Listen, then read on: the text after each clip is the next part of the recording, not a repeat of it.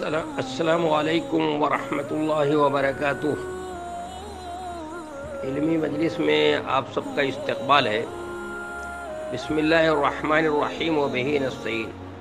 آج کا پہلا سوال ہے کہ تقویٰ کسے کہتے ہیں، تقویٰ کیسے حاصل کر سکتے ہیں، اور تمام چیزوں کی نشاندہی مختصر طور پر فرما دیں۔ ان تمام چیزوں کی جن سے تقویٰ حاصل کیا جا سکتا ہے، نیز تقویٰ پر کیسے قائم رہیں، اس طرف بھی اشارہ فرما دیں۔ دیکھیے، پہلی بات تو یہ بتا دیں، اگر آپ نے اس سے پہلے درس قرآن سنا ہوگا جو رمضان المبارک کے اندر میں نے روزے پر کہ یا ایھا الذین آمنوا کتب علیکم الصیام کما کتب علی الذین من قبلکم لعلکم تتقون، اس کہ روزہ کس لیے ہم سے رکھوایا جاتا ہے تاکہ ہمارے اندر تقویٰ کا جوہر اور تقویٰ کی صفت پیدا ہو جائے۔ اس پر تفصیل سے میں نے تقویٰ پر کے سلسلے میں بحث کی تھی، اور وہاں پر آپ اس کو جو ہے اس درس کو سن لیں، اس سے بھی آپ کو فائدہ ہوگا۔ لیکن چونکہ یہاں پر سوال کیا ہے تو میں یہاں پر بھی مختصراً جواب دے دیتا ہوں۔ دیکھیے، تقویٰ کسے کہتے ہیں؟ تقویٰ جو ہے اس کے لغوی معنی ہے، دیکھیے اس کا مادہ ہے واو قاف یا، وقایقی، وقایہ، جیسے کہتے ہیں العلاج، الوقایۃ خیر من العلاج، کہ پرہیز یعنی بچنا یہ علاج سے زیادہ بہتر ہے۔ تو تقویٰ کے معنی آتے ہیں وقاف، جو واو قاف یا کا مادہ ہے اس میں بچنے کا معنی ہوتا ہے، پرہیز کرنے کا معنی ہوتا ہے۔ تو تقویٰ کے لغوی معنی تو یہ ہوئے بچنا، اور اس میں پھر لازمی اس کا معنی ڈرنے کا بھی کر لیا جاتا ہے، اس میں ڈرنے کا معنی بھی پیدا ہو جاتا ہے۔ اب یہ کہ اصطلاح کے اندر تقویٰ، چونکہ یہ عربی زبان کا لفظ ہے، لیکن ظاہر ہے کہ یہ اصلی مفہوم میں جس معنی میں عربی زبان میں استعمال ہوتا ہے، اس معنی میں یہ قرآن کے اندر، حدیثوں کے اندر استعمال نہیں ہوا ہے اس کا اصطلاحی مفہوم۔ تو اس کے اصطلاحی مفہوم کو اور تقویٰ کی وضاحت کے سلسلے میں مختلف لوگوں نے مختلف تعریفیں کی ہیں۔ مثلا سب سے مشہور تعریف تو وہی ہے کہ حضرت عمر فاروق رضی اللہ تعالی عنہ نے ایک موقع پر ابی بن کعب رضی اللہ تعالی عنہ سے ممبر پہ سوال کیا کہ ابی، تقویٰ کے معنی بتاؤ، تقویٰ کے معنی کیا ہیں؟ تو انہوں نے کہا امیر المومنین، کبھی جھاڑی دار کانٹے دار جھاڑیوں سے گزرنا ہوا؟ انہوں نے کہا ہاں گزرنا تو ہوا ہے۔ کہا کیسے گزر جاتے ہیں آپ؟ تو انہوں نے کہا کہ میں دامن کو سمیٹ کر بچا کر گزرتا ہوں کہ کہیں کوئی میرے دامن جو ہے کسی کانٹے سے الجھ نہ جائے، اور بہت بچ کر اور سنبھال کر اپنے آپ کو بچا کر نکل جاتا ہوں وہاں سے۔ تو انہوں نے کہا بس یہی تقویٰ ہے کہ دنیا کے اندر مختلف کانٹے ہیں، مختلف کانٹے ہیں، بیوی بچوں کا کانٹا ہے، مال و زر کا کانٹا ہے، زمین و جائیداد کا کانٹا ہے، بہت مختلف قسم کے کانٹے ہیں، مختلف اس کی نوعیتیں ہیں، مختلف قسمیں ہیں۔ ان سب سے بچا کر آدمی کیا ہو جائے، نکل جائے، اسی کو تقویٰ کہتے ہیں۔ یہ تقویٰ کی تعریف کی ہے ابی بن کعب رضی اللہ تعالیٰ عنہ۔ میں سمجھتا ہوں اس سے بہتر کوئی تعریف نہیں کی جا سکتی، بہت ہی عمدہ تعریف ہے۔ اور کچھ لوگوں نے اس کی تقویٰ کی تعریف کی ہے کہ العمل بالتنزیل، یہ الخوف من الجلیل والعمل بالتنزیل والاستعداد لیوم الرحیل۔ الخوف من الجلیل یعنی اللہ سے ڈر کر زندگی گزارنا، اللہ تعالیٰ سے ڈر اور خوف کے ساتھ، یعنی جب چل رہا ہے دنیا میں زندگی گزار رہا ہے تو اللہ کا ڈر اور خوف کا غلبہ ہو اور اس کی رحمت جو ہے وہ مغلوب ہو۔ لیکن جب بستر مرگ پر پڑ جائے تو رحمت غالب ہو جائے اور خوف جو ہے کیا ہو جائے، مغلوب ہو جائے۔ تو الخوف من الجلیل یعنی اللہ تبارک و تعالیٰ سے ڈر کر زندگی گزارنا، والعمل بالتنزیل یعنی قرآن کے اوپر پورے قرآن کے احکام پر، اس کی تعلیمات پر عمل کرنا، اس کے مطابق اپنی زندگی کو ڈھالنا. اور دوسرے کیا ہے، تیسرے کیا ہے، والاستعداد لیوم الرحیل کہ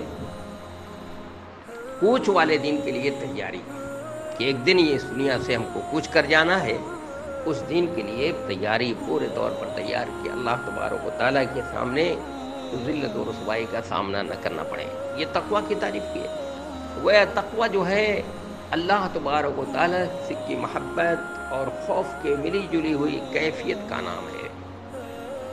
یا میں آپ کو بہت ہی آسان و سہل انداز میں قرآن کو جو پڑھ کر ہمیں بات سمجھ میں آتی ہے، تقویٰ اصل کیا ہے. تقویٰ اصل یہ ہے کہ انسان اپنی بشری کمزوریوں پر قابو پا جائے. جو انسان کے اندر اللہ نے بشری کمزوریاں رکھی ہیں اور ان کمزوریوں پر قابو پا جائے وہ، اور اپنے نفس کے اوپر کنٹرول کر لے، اپنے نفس کے اوپر ضبط کرے اپنے نفس کو اپنے قابو میں کر لے، اور اس کے اندر صبر کا مادہ جو ہے، صبر کی صفت اور صبر کا جوہر جو ہے وہ پیدا ہو جائے. تو یہ چیز پیدا ہو گئی اگر، تو یہ کیا ہے، یہ تقویٰ. اسی لیے روزہ جو ہم سے رکھوایا گیا ہے، روزہ رکھوایا جاتا ہے. اور روزہ کیوں رکھوایا گیا؟ اس لیے کہ روزہ جو ہے اس کا بہت اہم رول ہے. یعنی عبادات جو ہماری پورا عبادات کا کورس ہم پر جو کورس ہم کو دیا گیا ہے، چاہے نماز ہو، زکوٰۃ ہو، روزہ ہو، حج ہو، اس سب کے پیچھے کیا مقصد ہے؟ مقصد ہے ہمارے اندر کہ ہمارے اندر تقویٰ کا جوہر، تقویٰ کی صفت ہمارے اندر پیدا ہو جائے. لیکن ان میں سب سے زیادہ جو ہے، جو جس عبادت کا اہم رول ہے، یعنی اگر عبادت کا کورس رکھا جاتا اور روزے کو نہیں رکھا جاتا تو وہ کورس مکمل ہی نہیں ہوتا.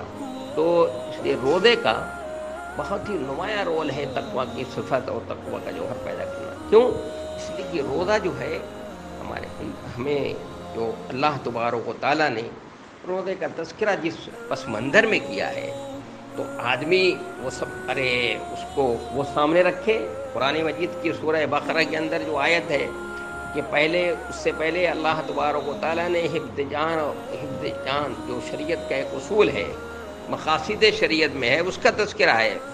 پھر اس کے بعد روزے کا تذکرہ ہے، جبکہ اس سے پہلے نماز اور زکوٰۃ کا تذکرہ ہو چکا ہے. جو فقہا کا طریقہ ہے، اس ترتیب سے فقہا نے بیان کیا اپنی کتابوں میں، عبادت کا تذکرہ کیا. اس طرح نہیں قرآن میں بیان کیا. حفظ جان کا تذکرہ کیا پہلے، جو مقاصد شریعت میں سے ہے، پھر اس کے بعد روزے کا تذکرہ ہے. اس کے بعد حفظ مال کی بات کی ہے قرآن نے، یعنی ناجائز طریقے سے مال کو کمانے سے روکا. تو اسی اگر ان دونوں پر کچھ سامنے رکھا جائے، غور کیا جائے، تو پھر روزے پر کچھ ہو جائے کہ روزے کا تذکرہ اس کے بیچ میں رکھا گیا ہے. کیوں؟ اس لیے کہ روزے کا اس کا جو معاشرتی اور سماجی جو اس کا مقصد ہے، اس شعیرہ کا اور شاعر کا انجام دہی سے، کہ وہ مقصد سامنے آئے گا. مقصد کیا ہے کہ اس کے ذریعے سے انسان جو ہے اپنی بشری کمزوریوں کے اوپر کیا ہے وہ قابو پا لیتا ہے، اور اس کے اندر نفس کی صفت پیدا ہو جاتی ہے، اس کے اندر صبر کی صفت پیدا ہوتی ہے. تو یہ چیز اگر کسی کے اندر پیدا ہو جائے تو یہی ہے تقویٰ. یہی ہے تقویٰ کہ انسان اپنی بشری کمزوریوں پر قابو پا لے، اپنے نفس کے اوپر کنٹرول کر لے، اور جو کچھ بھی کرے اللہ کی مرضی کے مطابق کرے. اس کی زندگی اللہ کی مرضی کے مطابق ہو، اللہ کی رضا کے مطابق ہو، اللہ کے بتائے ہوئے طریقے کے مطابق ہو، اللہ کے احکام کو توڑتا نہ ہو. تو دیکھیے اگر حدیثوں میں تو عبداللہ بن مسعود رضی اللہ تعالیٰ عنہ نے جو تقویٰ کی تعریف کی ہے وہ اسی انداز کی ہے کہ اللہ کی اطاعت و فرما برداری کرے، اللہ کی نافرمانی نہ کرے. اللہ نے جن چیزوں کو کرنے کو کہا ہے ان کو کرتے، اور جن چیزوں سے منع کیا ان چیزوں سے روکے. تو میں سمجھتا ہوں کہ تقویٰ جو ہے وہ اب سمجھیے ہوگی تقویٰ کس کو کہتے ہیں. تو تقویٰ اس عبادت کا نام نہیں ہے. بات یہ بھی سمجھ لینی چاہیے. عام طور پہ لوگ یہ سمجھتے ہیں کہ تقویٰ عبادت کا نام ہے. تقویٰ عبادت کا نام نہیں ہے. تقویٰ صفت ہے، تقویٰ جوہر ہے. وہ یہ جوہر جس کے اندر یہ صفت جس کے اندر بھی پیدا ہو جاتی ہے تو پھر وہ غلط کام نہیں کرتا ہے، اچھا ہی کام کرتا ہے، برے کام سے وہ بچتا ہے۔ تو ہمارے سماج میں تقویٰ جو ہے عام طور پر لوگ عبادت کو سمجھتے ہیں، وہ یہ سمجھتے ہیں کہ جس کا لمبا کرتا ہو، جو لمبی لمبی نمازیں پڑھتا ہو، بہت زیادہ روزہ رکھتا ہو، بہت بڑا متقی ہے۔ نہیں نہیں، یہ تقویٰ عبادت کا نام نہیں ہے، تقویٰ جوہر اور صفت کا نام ہے، اس کو سمجھنا چاہیے۔ پھر اس کے تقویٰ کیسے حاصل کر سکتے ہیں؟ میں نے بھی عرض کیا کہ ہمارے لیے کورس رکھا ہے اللہ تبارک و تعالیٰ نے، عبادتوں کا جو کورس رکھا ہے اس میں سب سے اہم جو عبادت ہے روزہ ہے، جس سے تقویٰ کا جوہر اور تقویٰ کی صفت ہمارے اندر کیا ہے پیدا ہوتی ہے، کیونکہ ملکوتی صفات ہمارے اندر جو ہے وہ اس روزہ رکھنے کے ذریعے ہی سے پیدا ہوتی ہیں، اور ہم اپنی ان بشری کمزوریوں کے اوپر اس کے ذریعے سے کیا ہوتے ہیں قابو پا لیتے ہیں۔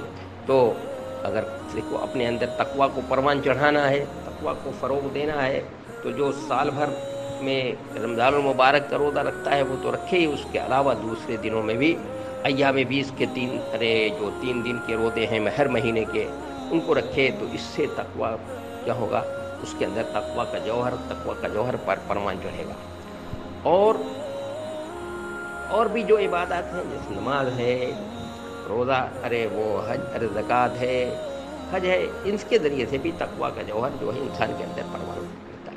اور سب سے زیادہ اس کے اندر تقویٰ کا جوہر اس طرح سے پروان چڑھے گا کہ وہ اللہ کی خود اپنی ذات کے اوپر اندر غور کرے کہ اللہ کے کیا کیا اس کے اوپر احسانات ہیں، کس انداز سے اللہ تبارک و تعالیٰ نے اس کو پیدا کیا ہے، کیا کیا نعمتیں اس کو عطا کی ہیں، پوری کائنات اس کے لیے بنائی ہے، اس میں غور کرے، آفاقی دلائل کے اندر بھی غور کرے اور انفسی دلائل کے اندر بھی غور کرے۔ پھر تیسرا کام یہ، چوتھا کام یہ کرے کہ اللہ کے جو صفات ہیں، اللہ کے 99 یا اس سے زائد کچھ صفات ہیں، ان صفات کے اندر غور کرے۔ تو جتنا زیادہ صفات کے اندر غور کرتا جائے گا اس کا ایمان ترقی کرتا جائے گا، اور جتنا ایمان اس کا ترقی کرے گا اس کے اندر جوہر، تقویٰ کا جوہر جو ہے وہ پیدا ہوتا رہے گا، اس لیے کہ پھر وہ اللہ کے بتائے ہوئے طریقے کے مطابق زندگی گزارے گا، وہ پھر اللہ کی مرضی کے خلاف کوئی کام نہیں کر سکتا ہے۔ تو میں سمجھتا ہوں کہ اس طرح سے یہ تقویٰ کا جوہر اپنے اندر ہم جو ہے کیا کر سکتے ہیں، پیدا کر سکتے ہیں، ہم اپنے اندر تقویٰ کی صفت اپنے اندر پیدا کر سکتے ہیں اس طرح سے۔